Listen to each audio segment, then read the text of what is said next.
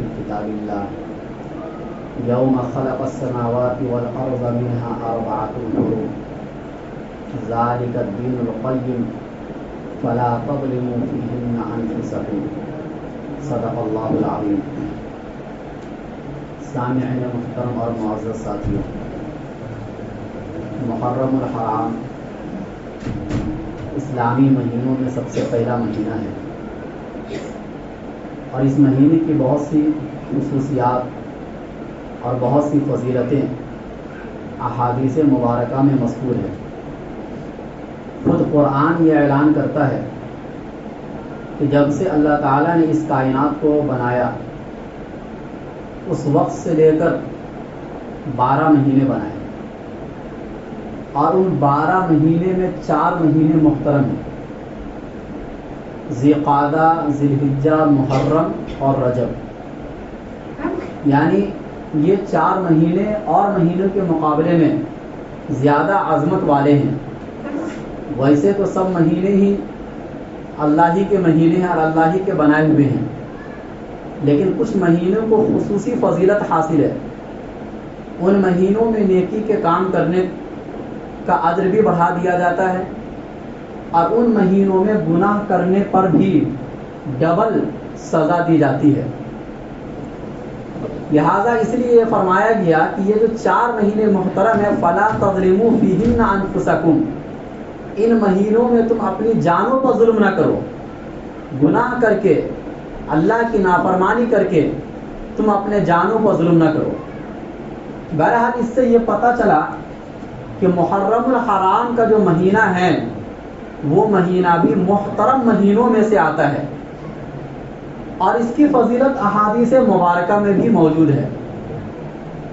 لیکن جب زمانہ کچھ دراز ہو جاتا ہے، لمبا ہو جاتا ہے، تو انسانوں کے ذہنوں سے جو اصل تعلیم ہوتی ہے وہ کیا ہو جاتی ہے؟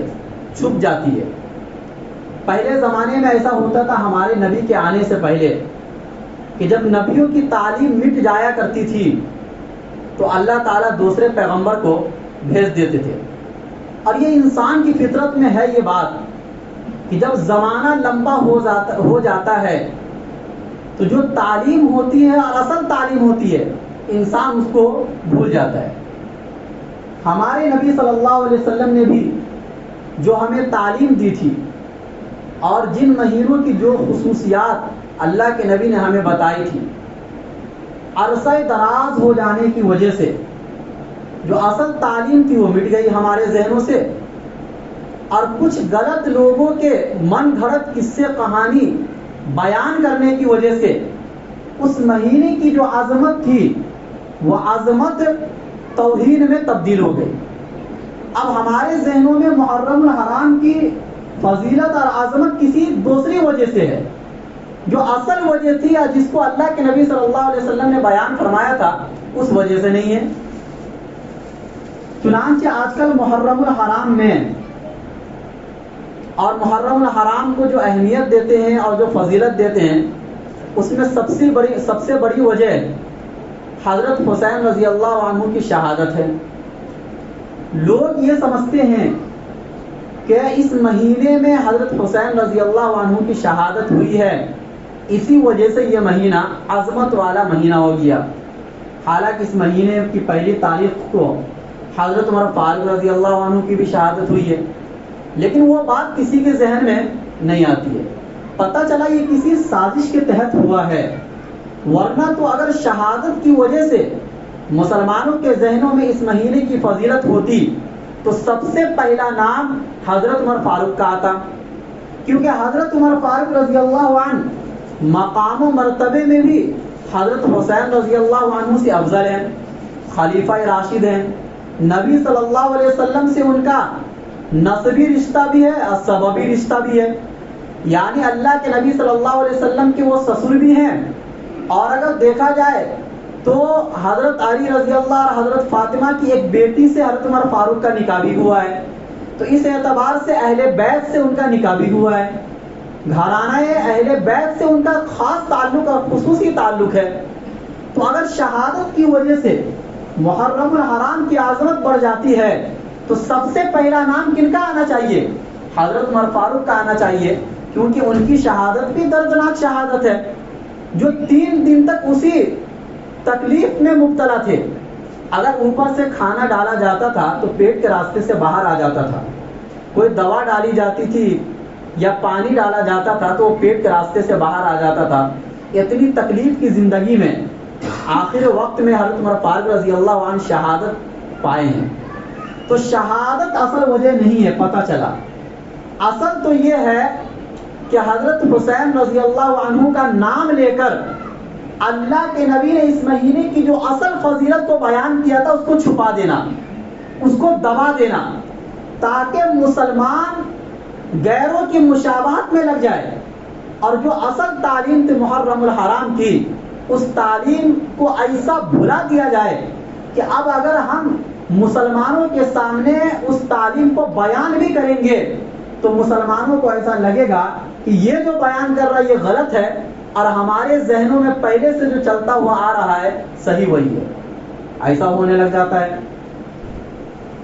دوسری بات یہ سمجھنی ہے کہ کسی بھی مہینے کی فضیلت اور کسی بھی دن کی عظمت یہ وحی کے ذریعے سے معلوم ہو سکتی ہے، وحی کے علاوہ کوئی دوسرا طریقہ نہیں ہے کہ آپ اپنے حساب سے یہ کہہ دیں کہ فلاں تاریخ میں کسی بڑے آدمی کی شہادت ہوئی تھی اس لیے وہ مہینہ اور وہ دن کیا ہو گیا، افضل ہو گیا۔ اگر آپ رمضان کے مہینے کو سب سے افضل مہینہ قرار دیتے تو وحی کی بنیاد پر قرار دیتے ہیں۔ اللہ نے قرآن کریم میں فرمایا کہ اسی مہینے میں قرآن کریم اتارا گیا۔ لیلۃ القدر اگر عظمت والی رات ہے تو بھی وحی کی بنیاد پر ہے، یا اسی طریقے سے محرم الحرام کی 10 تاریخ کو جو روزہ رکھتے ہیں یہ بھی وحی کی بنیاد پر ہے، یعنی نبی صلی اللہ علیہ وسلم کی تعلیم کی بنیاد پر ہے۔ یا اسی طریقے سے عشرہ ذی الحجہ کی جو فضیلت ہے وہ بھی قرآن اور حدیث کی بنیاد پر ہے۔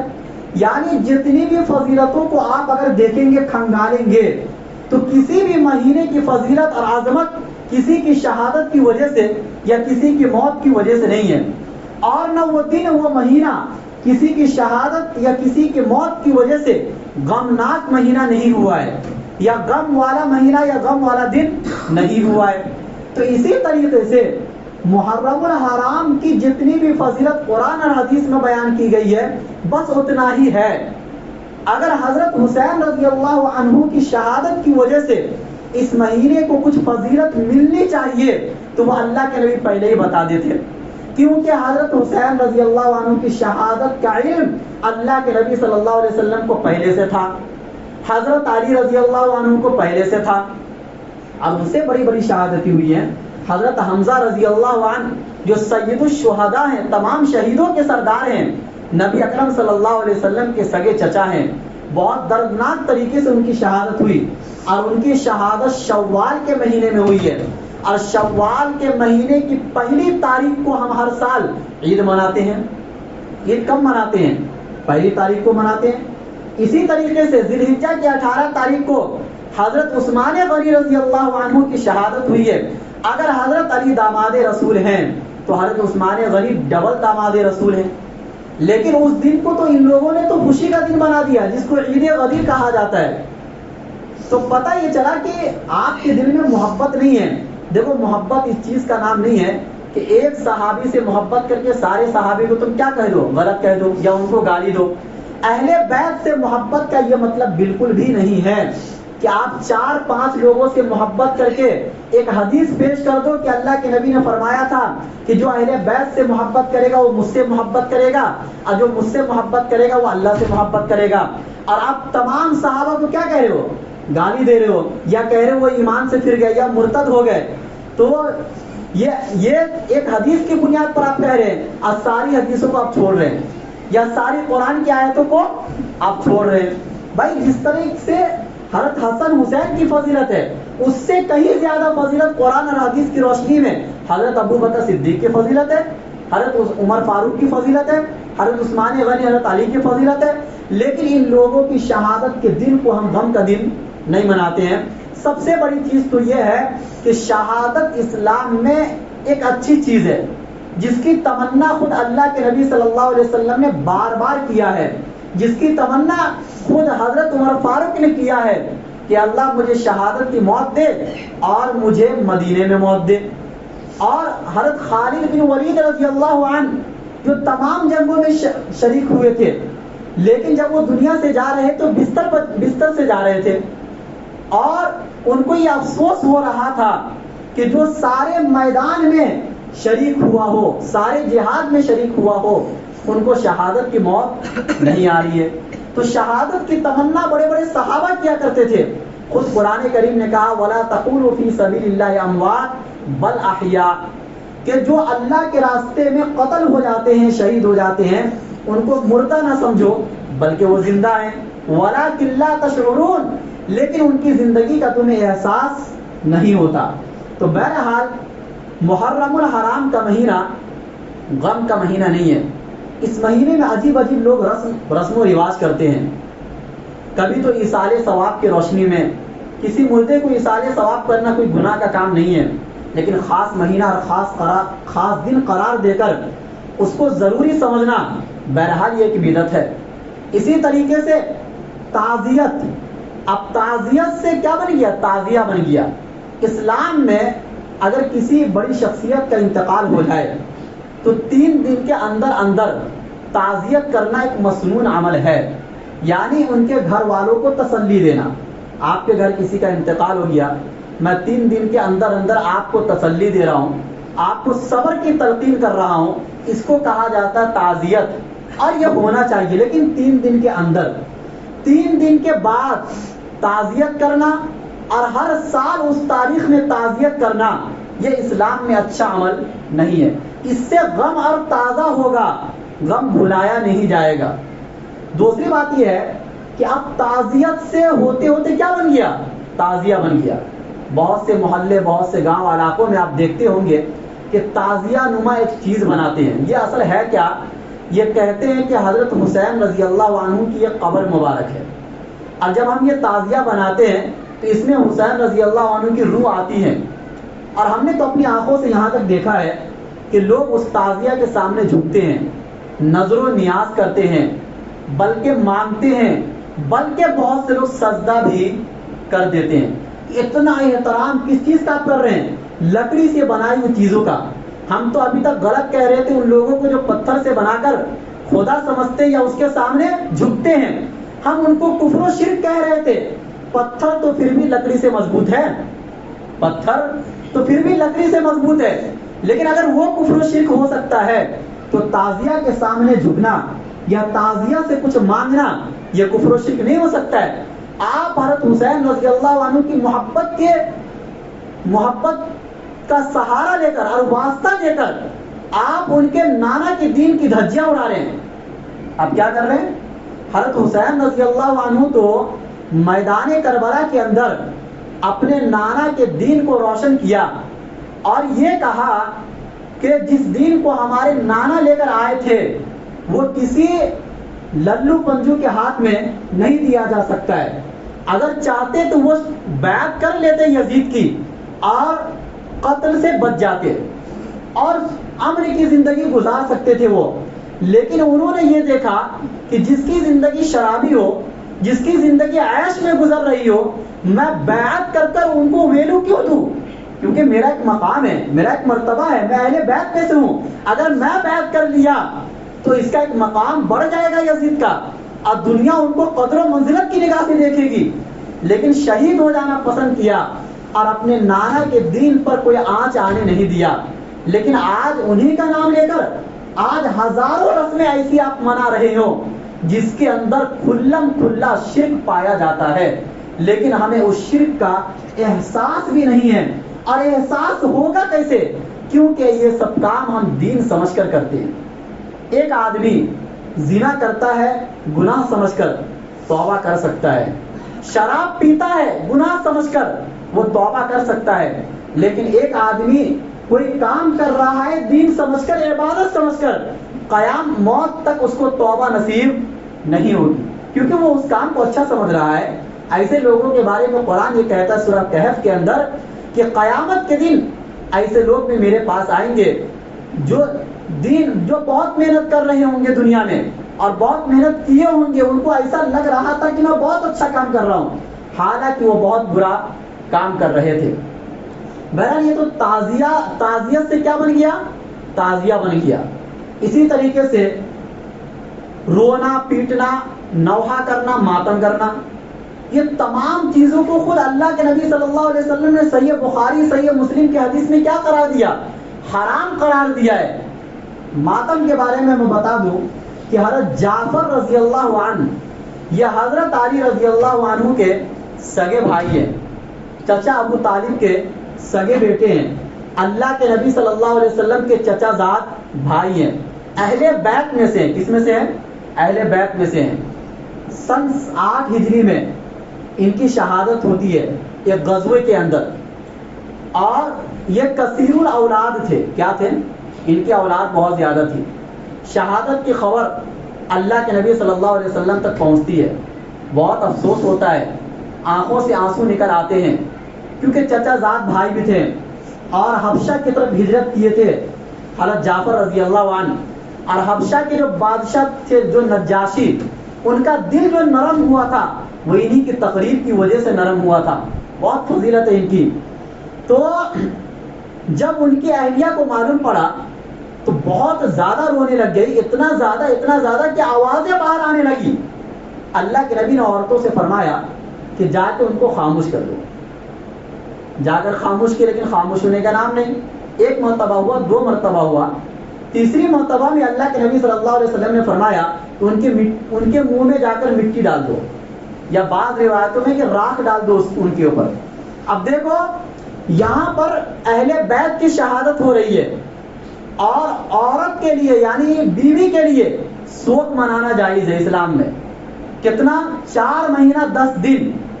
وہ عورت جس کو طلاق بائن یا طلاق مغلظہ دے دیا گیا ہو، یا جس کے شوہر کا انتقال ہو گیا، تو طلاق میں تو 3 ماہواری ہے سوگ منانے کا حکم، لیکن جس کے شوہر کا انتقال ہو گیا، قرآن میں یہ حکم موجود ہے کہ 4 مہینہ 10 دن اس کو سوگ منانے کا حکم ہے۔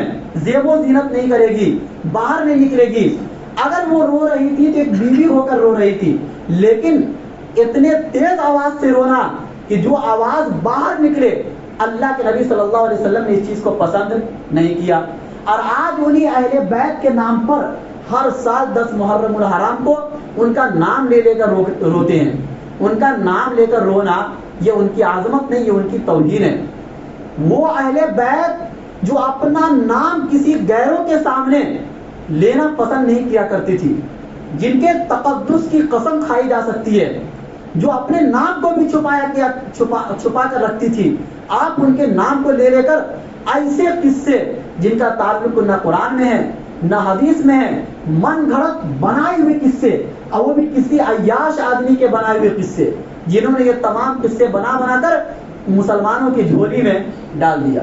لیکن جو اہل سنت والجماعت ہے وہ ان تمام قصے کو من گھڑت قرار دیتے ہیں، اور ان کے سامنے جب اس قسم کے کوئی بھی واقعات آتے ہیں تو ان واقعات کی وہ تحقیق کرتے ہیں۔ بعض لوگ اس مہینے کو اتنا غم والا مہینہ سمجھتے ہیں کہ شادی بیاہ کرنا بھی ناجائز سمجھتے ہیں محرم کے مہینے میں، حالانکہ بہت سے اہل بیت کی شادی محرم کے مہینے میں ہوئی ہے۔ اتنا وقت نہیں ہے کہ ہر ایک کا نام لیا جائے، لیکن تاریخ کی کتابوں کو آپ کھنگالو گے تو خود نبی صلی اللہ علیہ وسلم کے خاندان کی بہت سی نواسی اور بہت سے نواسے، اور جس طرح ان کا جو سلسلہ چلا اہل بیت سے، وہ تمام کی شادی کب ہو رہی ہے؟ محرم کے مہینے میں ہو رہی ہے، لیکن وہ کبھی بھی غم کا مہینہ یا منحوس مہینہ نہیں سمجھ رہے ہیں۔ یا اسی طریقے سے اس مہینے میں اگر کوئی بچہ بھی پیدا ہو جاتا ہے، اس بچے کو منحوس بچہ سمجھا جاتا ہے۔ کیا سمجھا جاتا ہے؟ گویا کہ آپ نے اللہ کے فیصلے کو منحوس سمجھا۔ اللہ نے یہ چاہا اس بچے کو اسی مہینے میں پیدا ہونا چاہیے، اور اللہ کی طرف سے کوئی مہینہ یا کوئی دن منحوس نہیں، لیکن آپ نے اللہ کے فیصلے کو کیا سمجھا؟ منحوس سمجھا۔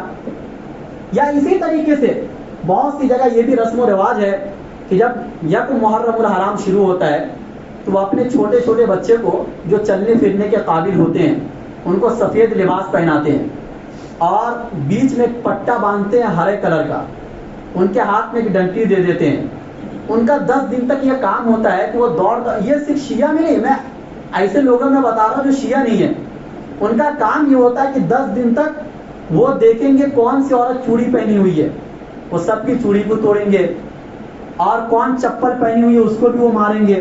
یعنی 10 دن تک نہ آپ کو چپل پہننا ہے، آپ کو اپنا بال بھی نہیں ڈھانکنا ہے، زیب و زینت بھی نہیں کرنا ہے. یہ عجیب سا ایک ڈرامہ اسلام کے نام پر یہ سب کام ہو رہا ہے. بہت سی جگہوں پر ابھی ایک ویڈیو سامنے آئی جس میں یہ تھا کہ وہ آدمی ڈھول بجا رہا تھا اور ڈھول کے اوپر لکھا ہوا تھا یا حسن یا حسین. کیا لکھا ہوا تھا؟ یا حسن یا حسین یا علی یا فاطمہ.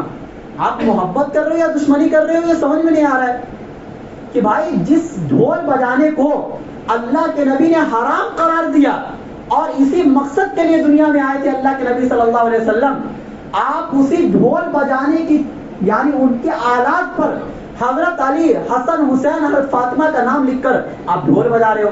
آپ بتاؤ کہ آپ کے گھر میں اگر کسی کا انتقال ہو جائے تو اس دن آپ ڈھول بجائیں گے؟ اس دن آپ لاٹھی کھیلیں گے؟ اس دن آپ ایسی حرکتیں کریں گے؟ نہیں کریں گے. کیوں؟ اس لیے کہ غم ہے. یہ غم کیسا ہے کہ آپ کے گھر میں اگر کوئی غم آ جائے تو آپ ڈھول نہیں بجا سکتے ہیں، اور اہل بیت کے گھر میں اگر غم آ رہا ہے تو آپ ڈھول بجا کر غم منا رہے ہیں. تو یہ سب ایسی باتیں ہیں جس کا اسلام سے کوئی تعلق نہیں ہے، اور دور دور تک یہ سب چیزیں اسلامی اعتبار سے اگر دیکھا جائے تو یہ سب حرام کے درجے میں ہے. اور بہت سی چیزیں ایسی ہیں اس کے اندر کہ جو انسان کو کفر تک پہنچا دیتی ہے، شرک تک پہنچا دیتی ہے، کیونکہ یہ سب نبی کے گھرانے کے نام پر آپ غلط کام کر رہے ہوتے ہیں، ان کے نام کی توہین کر رہے ہوتے ہیں، لیکن آپ کو پتہ بھی نہیں چلتا ہے. یا اسی طریقے سے حضرت حسین رضی اللہ عنہ کی شہادت ہوئی، دردناک شہادت ہوئی، اس سے کسی کو انکار نہیں ہے. نواسہ رسول سے پیار اور محبت کرنا ہمارے ایمان کا حصہ ہے. اللہ کے نبی صلی اللہ علیہ وسلم نے سینکڑوں احادیث میں ان کی فضیلت اور ان کے مقام و مرتبوں کو بیان کیا ہے، اور وہ اس لائق تھے کہ ان کی فضیلت کو بیان کیا جائے، ان سے محبت کیا جائے، جن کو اللہ کے نبی نے فرما دیا سید الشباب اہل الجنہ، جو جنت کے نوجوانوں کے سردار ہوں گے، جن کے بارے میں فرمایا ہما ریحتا یا من الدنیا، یہ دنیا میں میرے پھول ہیں، جن کو اللہ کے نبی نے اپنے پیٹھ کی سواری دی، اپنے کندھے کی سواری دی. یہ تمام فضیلتیں حضرت حسین اور حضرت حسن رضی اللہ تعالیٰ عنہ کے لیے ثابت ہے، اس کو ہم مانتے ہیں. لیکن یہ کہنا کہ محرم الحرام کی فضیلت حضرت حسین رضی اللہ عنہ کی شہادت کی وجہ سے ہے، یہ بات غلط ہے. بلکہ یہ تو کہا جا سکتا ہے کہ حضرت حسین رضی اللہ عنہ کی شہادت کا محرم الحرام میں ہونا حضرت حسین رضی اللہ عنہ کی شہادت کا سبب ہے، فضیلت کا سبب ہے. یعنی محرم کی فضیلت نہیں بڑھ رہی ہے حضرت حسین رضی اللہ عنہ کی شہادت کی وجہ سے، بلکہ حسین رضی اللہ عنہ کی فضیلت بڑھ رہی ہے ایسے مہینے میں شہادت کی وجہ سے. یہ کہا جا سکتا ہے، اس کو بیان کیا جا سکتا ہے. لیکن ان کی شہادت کو آپ تو غمناک دن بھی قرار دے رہے ہو، اور ایسا آپ سمجھ رہے ہو کہ ان کی شہادت غلط ہو گئی ہے. کیا ہو گئی ہے؟ آپ اس مہینے کو ایسے طور سے مناتے ہو اور ایسی حرکتیں کرتے ہو کہ ایسا لگتا ہے کہ ان کو جو شہادت کی موت ہوئی ہے اللہ کی طرف سے یہ غلط ہو گئی ہے. شہادت کی موت نہیں ہونی چاہیے، یا کچھ اور طریقے سے ان کی موت ہونی چاہیے. اور اسی طریقے سے صرف حضرت حسین رضی اللہ عنہ کی شہادت کا دن تو مناتے ہیں، لیکن ان کے بڑے بھائی حضرت حسن رضی اللہ عنہ کی بھی شہادت ہوئی ہے، زہر دے کر ہوئی ہے. ان کی اہلیہ نے ان کو زہر دیا ہے، آپ ان کی شہادت کا دن تو نہیں مناتے ہیں. ان کے والد محترم حضرت علی رضی اللہ عنہ کی بھی شہادت بہت دردناک طریقے سے ہوئی ہے، لیکن آپ ان کی بھی شہادت کا دن نہیں مناتے ہیں. یہ سب کیا ہے؟ یہ سب ایک تماشا ہے، یہ سب غیروں کا دیا ہوا ایک تماشا ہے. دین کو آپ نے کیا بنا دیا؟ مذاق بنا دیا. آپ نے اپنی خواہش کا نام کیا رکھ دیا؟ دین رکھ دیا. اگر آپ یہ چاہتے ہیں کہ اللہ سے محبت کرے، اللہ آپ سے محبت کرے، تو آپ کو وہ دین فالو کرنا پڑے گا جس کو نبی اکرم صلی اللہ علیہ وسلم لے کر آئے تھے. اور جس دن کی جس رات کی جو فضیلت ہو سکتی تھی اللہ کے نبی نے اپنے حیات طیبہ میں ان تمام چیزوں کو بیان کر دیا. قرآن میں یہ آیت آ گئی الیوم اکملت لکم دینکم واتممت علیکم نعمتی، کہ آج میں نے تمہارے لیے تمہارے دین کو مکمل کر دیا. اگر آپ یہ سمجھتے ہیں کہ حضرت حسین رضی اللہ عنہ کی شہادت کے بعد بھی کچھ فضیلتیں محرم الحرام کی رہ گئی تھی جس کو اللہ بیان نہ کر سکے، جس کو نبی صلی اللہ علیہ وسلم بیان نہ کر سکے، تو گویا کہ آپ یہ کہہ رہے ہیں کہ یہ آیت غلط ہے، یہ آیت کیا ہے؟ غلط ہے۔ ہاں اگر ایسا ہوتا تو جس طریقے سے اللہ کے نبی صلی اللہ علیہ وسلم اپنے آخری ٹائم پر یہ فرما دیے تھے کہ علیکم بسنتی وسنت الخلفاء الراشدین المہدیین، کہ میرے بعد تم میری سنت کو لازم پکڑنا، اور بہت سی چیزیں جو فروعات کے قبیل سے ہیں وہ رہ گئی ہے تو میرے خلفاء راشدین کی سنت کو لازم پکڑنا، یہ اللہ کے نبی نے اپنی زندگی میں کہہ دیا تھا۔ لیکن یہ نہیں کہا تھا کہ حسین رضی اللہ عنہ کی شہادت کے بعد کچھ اور بھی چیزیں دین میں آئیں گی تم ان کو بھی لازم پکڑ دینا، ایسا نہیں کہا تھا۔ گویا کہ اگر آپ اس مہینے میں رسم و رواج وہ کام کر رہے ہیں جو قرآن اور حدیث میں بیان نہیں کی گئی ہے تو آپ گویا کہ نبی صلی اللہ علیہ وسلم کو تکلیف دے رہے ہیں، آپ حسین رضی اللہ عنہ کو تکلیف دے رہے ہیں، حسن رضی اللہ عنہ کو تکلیف دے رہے ہیں، اہل بیت سے دشمنی کر رہے ہیں۔ قیامت کے دن اگر حضرت حسین رضی اللہ عنہ آپ سے یہ سوال کر لیں گے کہ میرے نام پر یہ تمام کام تم نے کیا تھا دنیا میں، کیا اس کا حکم میں نے آپ کو دیا تھا؟ کیا یہ اس کا حکم میرے بعد جو اہل بیت مدینے میں رہ گئے تھے ان مدینہ والوں نے دیا تھا، یا اس کا حکم میرے نانا نے آپ کو دیا تھا، یا اس کا حکم خلفاء راشدین میں سے کسی نے آپ کو دیا تھا، یا اس کی طرف اشارہ قرآن اور حدیث میں یا کہیں بھی فقہاء مجتہدین نے یا محدثین نے آپ کو بتایا تھا؟ آپ اہل سنت والجماعت کے جتنے بھی امام ہیں ان تمام اماموں سے یہ چیز ثابت نہیں کر سکتے جو آج مسلمان منا رہے ہیں۔ 10 دن تک ڈھول بجانے، ایسی حرکتیں کرتے ہیں کہ لگتا ہی نہیں کہ مسلمان ہیں، اور صرف محرم میں ان کو جوش آتا ہے، رمضان کے مہینے میں جوش نہیں آتا ہے، ذی الحجہ کے مہینے میں جوش نہیں آتا ہے، قربانی کے ٹائم پر اعتراضات ہوتے ہیں کہ اتنا روپیہ پیسہ ایک جانور کو ذبح کرنے میں کیسے خرچ کر سکتے ہیں، لیکن اس سے کئی ڈبل پیسہ آپ محرم کے 10 دنوں میں خرچ کرتے ہو۔ اسی طریقے سے بہت سے ایسے دن آتے ہیں، فضیلت کے ایام آتے ہیں، خود محرم کے 10 دن اللہ کے نبی نے فرمایا کہ آپ اس دن میں روزہ رکھو، لیکن آپ دوسرے کو پانی پلا پلا کر، شربت پلا پلا کر آپ یہ کہتے ہو کہ نبی نے جو کہا تھا وہ غلط کہا تھا۔ حضرت حسین کی شہادت کے بعد دین بدل گیا۔ حضرت حسین کی شہادت کے بعد اصل حکم یہ ہے کہ آپ اس دن میں شربت پیو، آپ اس دن میں پانی پیو، کیونکہ نبی کو معلوم نہیں تھا کہ 60 سال کے بعد امت میں کیا ہونے والا ہے، یہ تو ہمیں اور آپ کو معلوم پڑا۔ آپ اگرچہ زبان سے نہیں کہہ سکتے ہو، کیونکہ زبان سے کہو گے تو ڈائریکٹ آپ کافر ہو جاؤ گے، لیکن آپ کا عمل تو یہی بتا رہا ہے کہ جس دن میں خصوصی طور پر اتنی فضیلت کہ اللہ کے نبی نے فرمایا رمضان کے بعد سب سے افضل ترین روزہ محرم کا روزہ ہے، اس کا روزہ ہے، آپ اس پر عمل نہیں کرتے ہو۔ سب سے اللہ کے نبی رمضان کے روزے کے فرض ہونے سے پہلے عاشورہ کا روزہ رکھا کرتے تھے، اس کی عظمت اس زمانے کے کفار کیا کرتے تھے، یہود کیا کرتے تھے، مسلمان کیا کرتے تھے، لیکن آج زمانہ جاہلیت کے کافروں سے بھی آپ نیچے گر گئے اور اس مہینے کو آپ پامال کر رہے ہیں، ان کی عظمت کو گرا رہے ہیں۔ بہرحال ہم اور آپ کو سمجھا سکتے ہیں، سمجھنے والوں کے لیے اشارہ کافی ہوتا ہے۔ جن کے دلوں میں ہدایت ہوگی، جن کے دلوں میں اللہ اس کے رسول کی محبت ہوگی، وہ ان باتوں کو اپنے دل میں بیٹھا کر وہ یہی کہے گا کہ بھائی اصل جو قرآن اور حدیث میں وہی اس مہینے کی تعلیم ہے، اس کے علاوہ جتنی بھی باتیں ہیں وہ اس مہینے میں کرنا ایسا ہی ہے، گویا کہ نبی کی تعلیم سے آپ مذاق کر رہے ہیں، آپ کھلواڑ کر رہے ہیں۔ اللہ ہم سب کو کہنے سننے زیادہ عمل کرنے کو